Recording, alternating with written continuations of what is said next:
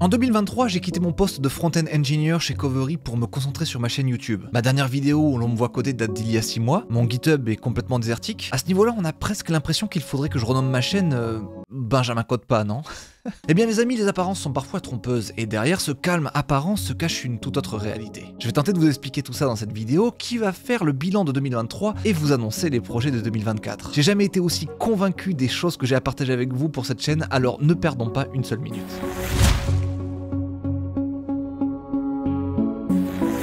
Début 2023, j'ai réalisé que travailler pour une startup 4 jours par semaine et utiliser les 3 jours restants pour produire mon contenu YouTube, ça allait pas pouvoir continuer comme ça trop longtemps. Ça faisait déjà 3 ans que je taffais dur 7 jours par semaine et je commençais à sentir la fatigue poindre le bout de son nez. Il était temps pour moi de faire un choix. Par chance, depuis que j'avais atteint les 100 000 abonnés sur YouTube, les revenus cumulés des pubs et des sponsors me permettaient presque d'envisager une carrière à temps plein là-dedans. Je me disais qu'au pire, je compléterais les périodes creuses par un petit peu de freelancing dans le dev si les choses se compliquaient. J'ai donc fini par choisir de me lancer à fond dans mon aventure, et figurez-vous que ça a tellement bien marché que j'ai pas eu à prendre une seule mission freelance depuis que j'ai quitté mon taf. Là, je vous vois venir en mode Mais Benjamin, la dernière fois qu'on t'avait codé sur ta chaîne, c'était il y a 6 mois, ton dernier commit, c'était il y a 7 mois, et là tu nous annonces que t'as pas pris de mission freelance. Bah dis-le tout de suite si t'en as plus rien à foutre de coder, hein. Pour la énième fois, je n'ai pas arrêté de coder. Mais laissez-moi vous expliquer ce qui s'est passé vraiment.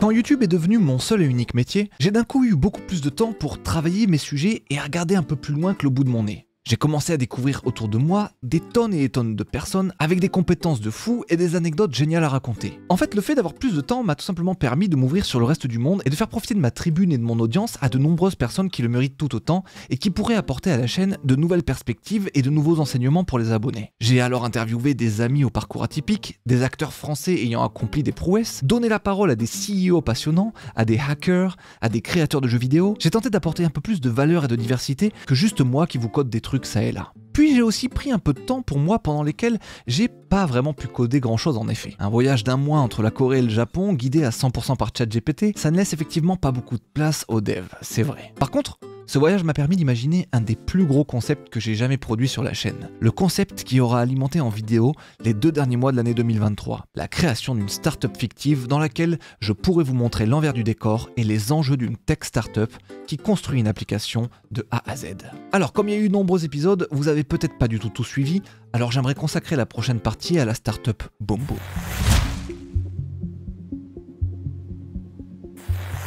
Boom Boom, c'est une application de rencontre qui permet de mettre en relation des gens autour de leurs goûts musicaux plutôt que sur leur physique. Il n'y a rien de révolutionnaire là-dedans et rien de bien compliqué à imaginer. C'est un Tinder musical en gros. Et les amis, c'est pas un hasard. J'ai délibérément choisi une application qui serait simple à imaginer pour montrer que même sur quelque chose d'aussi peu compliqué, les choses sont bien plus complexes qu'il n'y paraît et s'accompagnent de nombreuses problématiques que l'on a souvent tendance à négliger quand on n'a pas trop l'habitude. C'était pour moi l'occasion de donner la parole à plein de corps de métiers différents et faire collaborer plusieurs acteurs de la French Tech. J'ai donc réuni une team de beaux gosses et on s'est lancé. Un épisode par thématique. Design, back-end, DevOps, front-end, patron d'entreprise.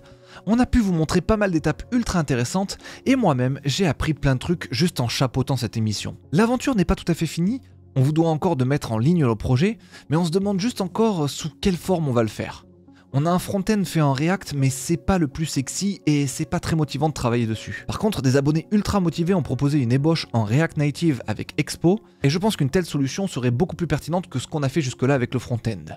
Je vous mets le lien dans la description vers le repository si vous voulez avancer le projet. Ce serait par ailleurs magnifique que la dernière brique de cette aventure, à savoir l'application du projet, ce soit la communauté qui l'ajoute. On aurait donc Boom Boom en ligne grâce aux efforts de tout un chacun. Quel bonheur! Je précise d'ailleurs que Boom Boom n'a jamais été imaginé pour générer de l'argent.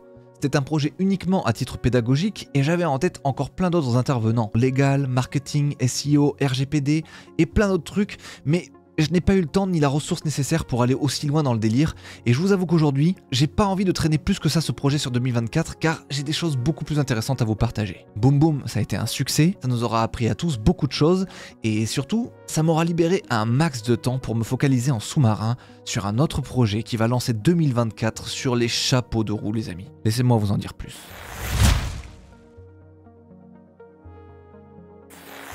Dans la vie, il y a deux choses que je voulais accomplir dans ma trentaine. M'acheter un appartement d'une part, ce qui comme vous le savez est déjà fait, et créer un SaaS à succès, ce qui n'est pas encore fait. Un SaaS, c'est l'acronyme de Software as a Service. C'est en gros fabriquer un site qui rend un service qui répond à un besoin pour lequel vous pouvez facturer un abonnement à vos utilisateurs. Netflix par exemple, c'est un SaaS, car vous payez pour avoir accès à un catalogue. Airbnb, ce n'est pas un SaaS. C'est une marketplace. Vous ne payez rien pour pouvoir utiliser la plateforme et il n'y a aucune forme d'abonnement payant.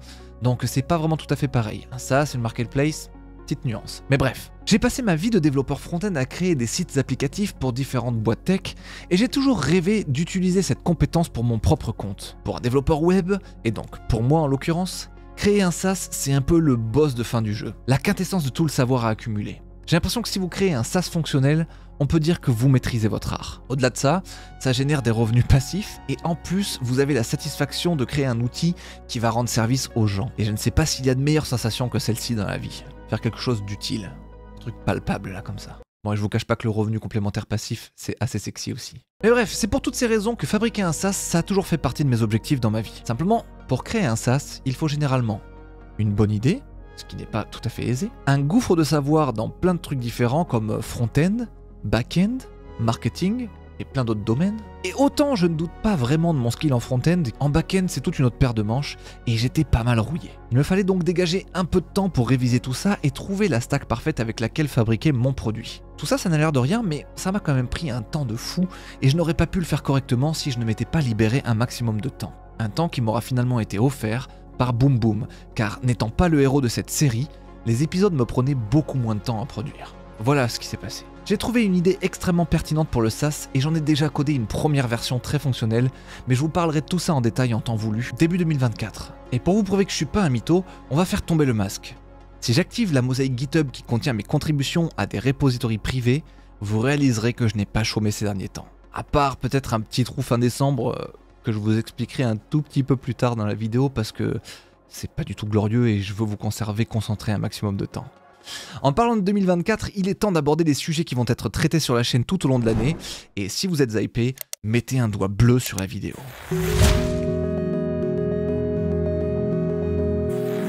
En 2024, on va continuer d'interviewer des spécialistes ou des gens qui ont des anecdotes très inspirantes à raconter. C'est un format que j'adore produire car c'est très inspirant pour moi, et vous adorez visiblement ces épisodes si je m'en fie aux stats. On va aussi continuer les battles de dev qui seront soit avec Fiverr, le partenaire historique, soit avec la communauté directement. C'est un truc que j'ai encore jamais fait avec la commu, mais vous me l'avez tellement demandé que ça pourrait être pas mal en vrai. Ça pourrait être fun, ouais, j'avoue. Je vais aussi bien entendu continuer de faire le format qui vous plaît le plus, celui des challenges, où je dois recoder des trucs assez chauds en des temps assez illimités. C'est une bonne gymnastique pour moi, et c'est assez divertissant et inspirant pour vous. En gros, vous aimez bien me voir souffrir et suer du cul si j'ai bien compris. Enfin, je vais vous partager mes avancées entrepreneuriales avec mon ou mes SaaS, parce que c'est pas dit que je m'arrête à ce premier SaaS que je suis en train de faire là.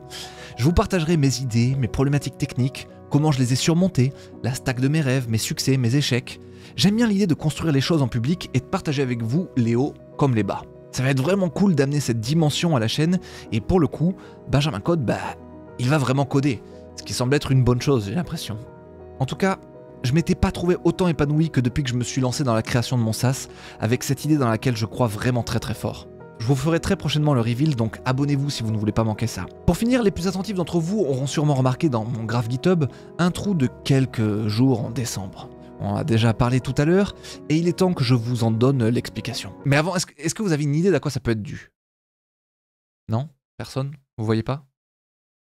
Si vous voyez, mettez en commentaire tout de suite ce que vous avez en tête. Vous pourrez comparer avec la vraie raison que je vais vous donner tout de suite. Bon, ce trou de 3 ou 4 jours, fin décembre, eh bien on le doit aux huîtres d'Arcachon.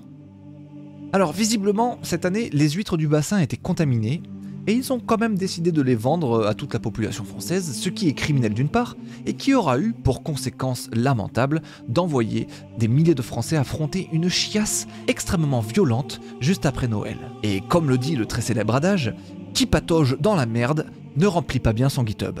Sur ce, c'était Benjamin Code, joyeuses fêtes, bonne fin d'année 2024, ciao!